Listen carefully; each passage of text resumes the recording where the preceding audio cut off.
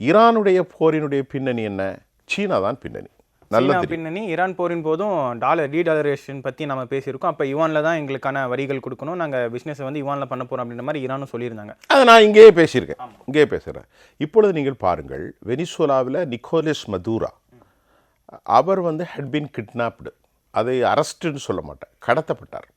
அவர் கடத்தப்பட்டு அந்த நாட்டுடைய சிறையில் இறையாண்மை கொண்ட ஒரு தேசத்தினுடைய தலைவனும் அவனது மனைவியும் நள்ளிரவு தூங்கி கொண்டிருந்த போது எலக்ட்ரானிக்ஸ் வாஃபர் சிஸ்டமால் காந்தவியலை பயன்படுத்தி அனைவரும் இரத்தங்கக்கி சாவார்கள் என்று சொல்வதை போன்று ஒரு நிலையை உருவாக்கி அவர்களை தூக்கி கொண்டு சென்றீர்கள்.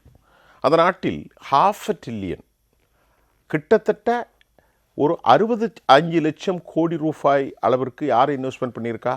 சீனா பண்ணியிருக்கிறது. சீனா அந்த நாட்டிலிருந்து அதற்கு பகரமாக பெறுவது என்ன?